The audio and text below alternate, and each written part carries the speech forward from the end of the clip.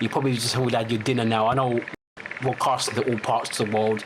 But anyway, thank you for joining me in the Crispy and Motep stream. We're here to talk about Lord Creator, who sadly passed away on the 30th of June of 2023. You know, we put a post up about a couple of days ago to talk about, you know, give a bit of description about Lord Creator and so on. And I want to thank you so much for your feedback. You had some great feedback, both on the post and on YouTube, as well as the posts on Facebook and also on Instagram. So we want to thank you so much for your participation. Even some of you actually talked about some tunes that I forgot about some of those tunes. So it goes to show you how, even though he's been around, he hasn't recorded anything for a very long time, and he's been around for a very long time, you would have thought that sometimes maybe he would have gone under the radar a bit, but he's still a legend.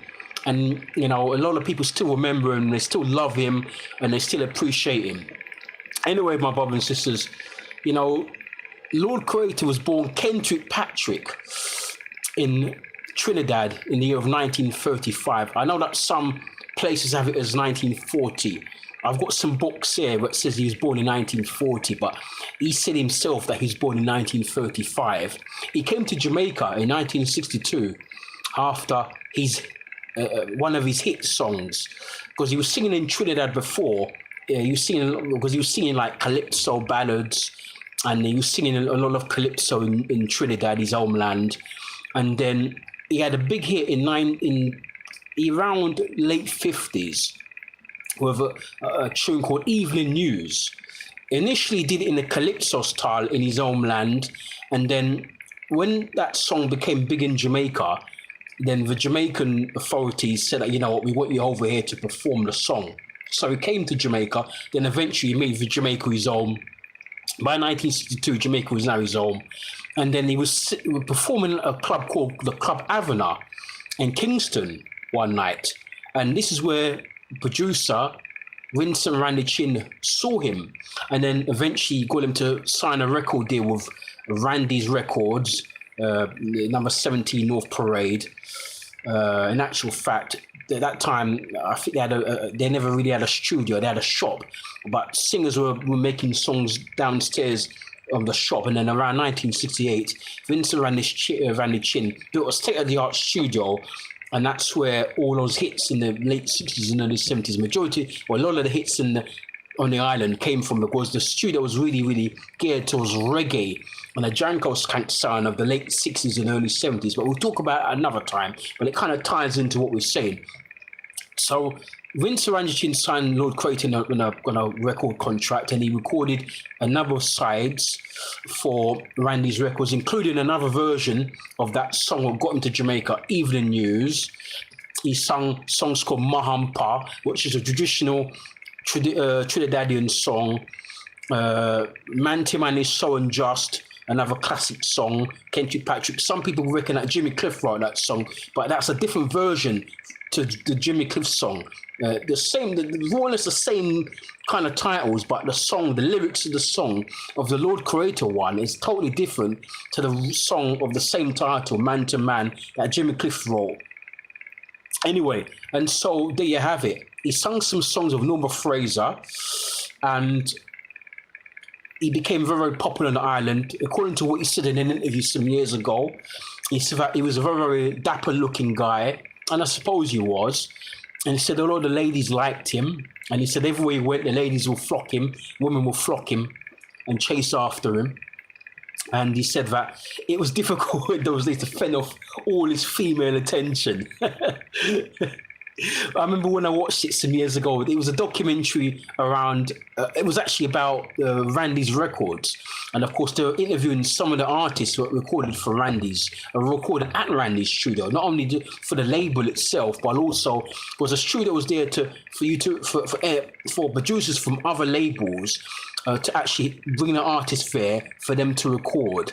And so a few of the artists who recorded for the label as well as for other labels but happened to record at the studio, Randy's, gave an interview on the documentary about Randy's Records. And then Lord Creator was one of those such artists who gave a very long document. It was about, I think, almost an hour long, the documentary. including people like Sly Dunbar. He gave an interview, and of course, Sly Dunbar was a prominent drummer, and he played in some of the drumming in some of those songs that were recorded in the 70s at Randy's studio. And so this is the interview that Lord Creator talks a lot about some of the songs that he wrote and how he wrote the songs, and even that song Independent Jamaica, which sort of a dawn of Jamaica becoming independent from the British in 1962. And it was actually Vincent Randy Chin, the producer, who went and asked Lord Creator to actually write a song in celebration to Jamaica becoming independent in 1962.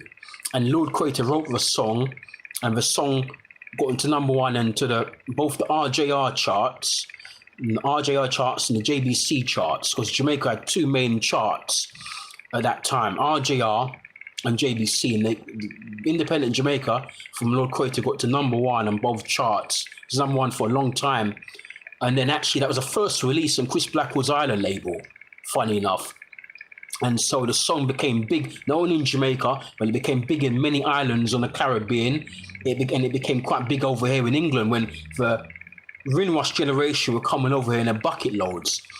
And that was the same year that my grandfather came. Both my grandfathers, both from my mother's side and my father's side, came to England in that same year of 1962. And so a poignant song. And as I said, it got to #1 on the hit parade. Jimmy Cliff, Forward March from Derek Morgan, and one or two other songs as well, you see. And that was a classic song. And that was, even though it was a song that celebrated Jamaica's independence, it wasn't really a ska song. It was more like a Calypso tin song, because you can hear the riff. Independent Jamaica.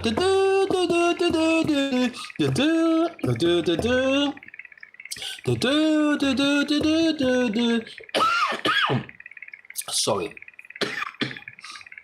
See, when you try to sing, and you become throaty.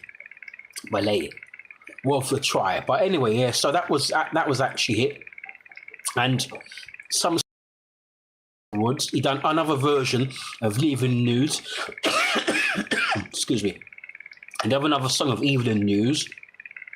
And that was 1965. He did another song for Evening. That was all for Randy's Chin. He did another version for Studio One. Was he also Coxsone Dodd at Studio One? I heard about him.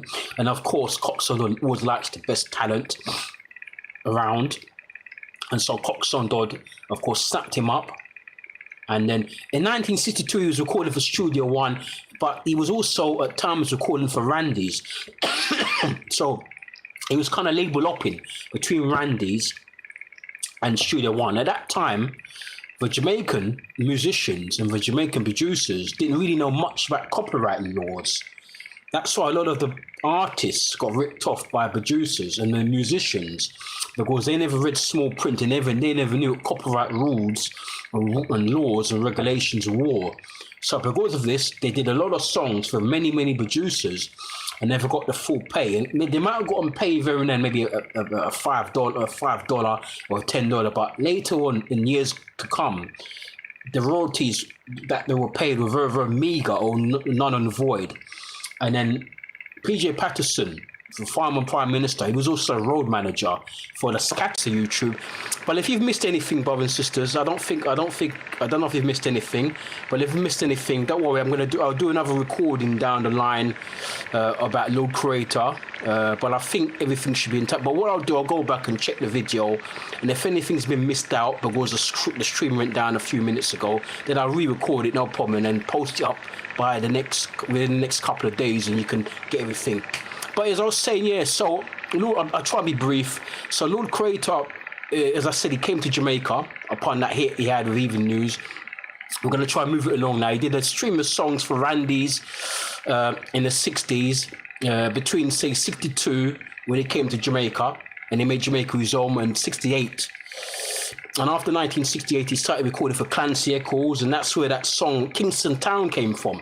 As some of you might be familiar with the UB40 version UB40 were very good at covering many Jamaican artist songs and making hits out of it. And what they did, UB40, very nice and very charitable group, what they did, when they made hits out of the original songs from those Jamaican and reggae and Caribbean artists, they were pay them royalties. And when UB40 covered Lord Creator's classic hit, Kingston Town, I think they covered it sometime in the 90s. When it became a hit on the charts, they took all the royalties, what they got, and gave it to Lord Creator. And he was able to buy a house. And so that is such a wonderful, I love stories like that. It's so great to hear that. Because, you hear a lot about people getting ripped off, especially many of the reggae artists. They get ripped off so often.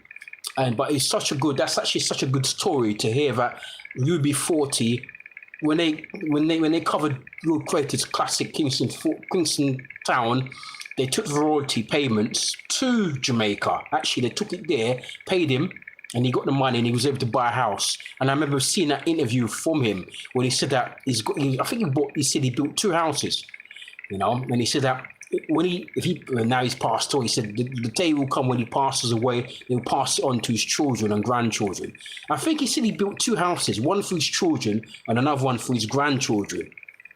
So some good has come out of it. But I remember the story to that song. Apparently, he was walking down the road one day. This is Lord Creator, and Clan Circles, the producer, was running, and so he thought that. He got very scared, Lord Creator. He thought, what's Clan Circles running for? So he thought he was coming to attack him. So Lord Creator, at this moment, he ran. But he didn't know that Clan Circles was running to him to tell him that, you know what? Your song is taken off in England. Yeah, UB40 just covered your song Kingston Town, which I produced for you 20 or so years ago. And now it's become a big hit in England, also here in America. And now UB40, I wanted to see you to pay you some royalty payments. So Clan Circles was running after Lord Creator to tell him the good news about money. There's some money here for you. There's some royalty payments here for you.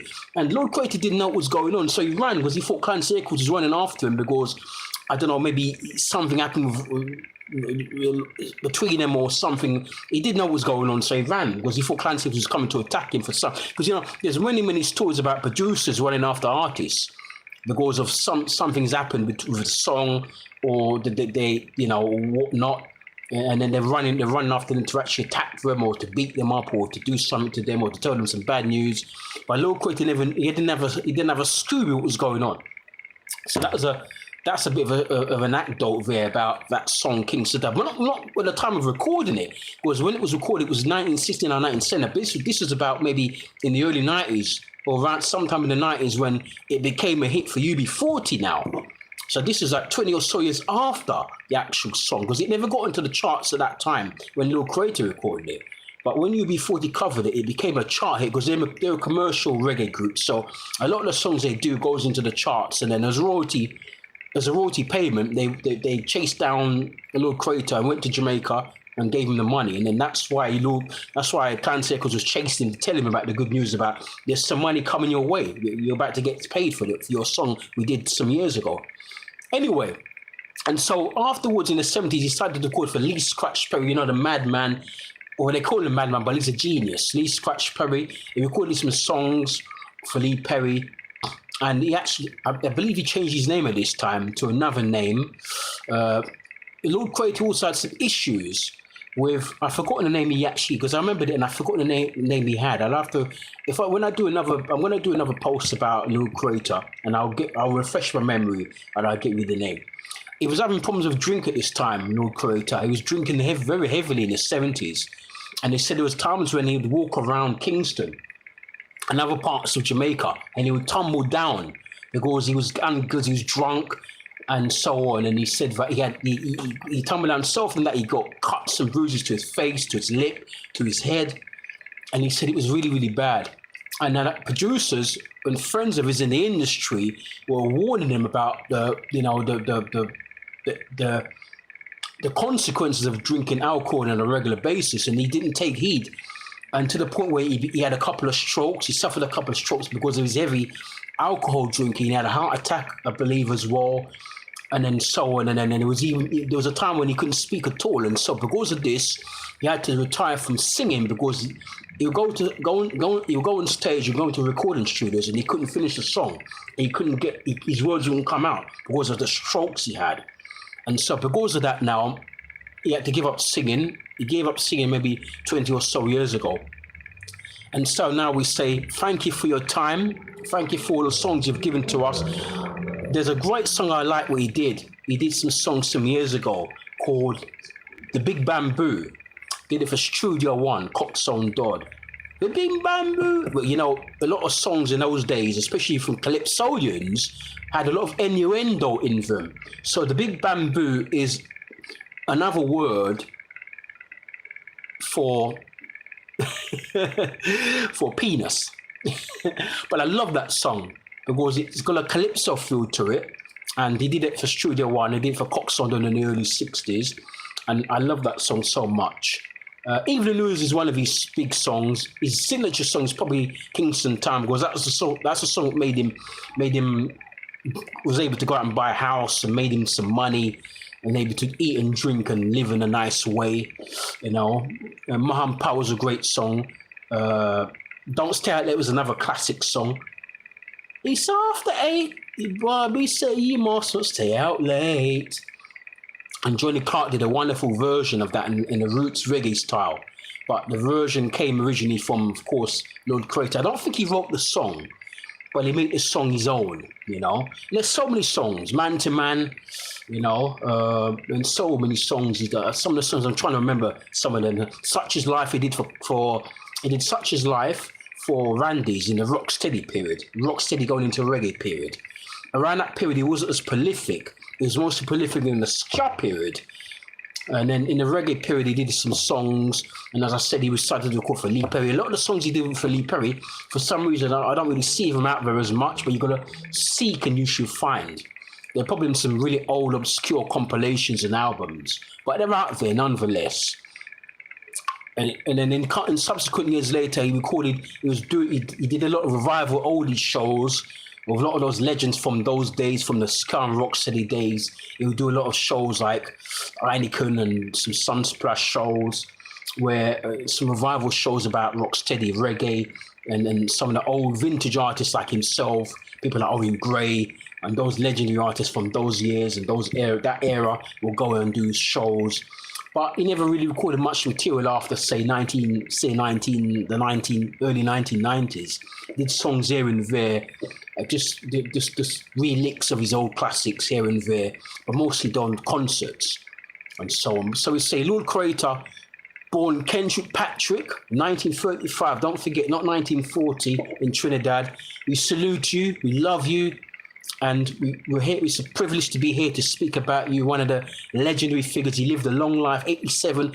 It's a pity you can live some more, but consider that you outlived many of your contemporaries and many of your peers, and many of them have passed away before you have. Some of them even younger than you. You still lived until 87. We say thank you so much, almost 88 years of age. We say thank you so much. And Trinidad, one of Trinidad's favourite sons, an adopted Jamaican, because he'd been living in Jamaica for 61 years since 1962. So we say thank you so much, Lord Creator. May you rest in peace. I will always play your records. I will always talk about you when I'm on the radio, when I'm on social media, when I come on YouTube, when I do anything. And I'm writing a book very soon, and he's going to be in a book. So you have to wait for that one to drop in a year or two's time. I'm not going to reveal anything just yet, but near the time when it's released, I'll talk about it and I'll try and promote it all over social media, and you guys out there will know what it's all about. So thank you for your participation. Don't forget to smash a like on this video, and don't forget to subscribe to the channel. Tell all your friends and your frenemies about Crispy Emotep's channel. Thank you so much. Apologies for the break-in transmission earlier. Not my fault. It was a Wi-Fi. And so, but if you've missed anything, if anything, we can go over some things again. I'll do another video or another stream about Lord Creator, because we never stop talking about these guys. We'll always forever talk about them. So thank you so much, my brothers and sisters, who I love you so much. Take care and peace out. Guidance. One love.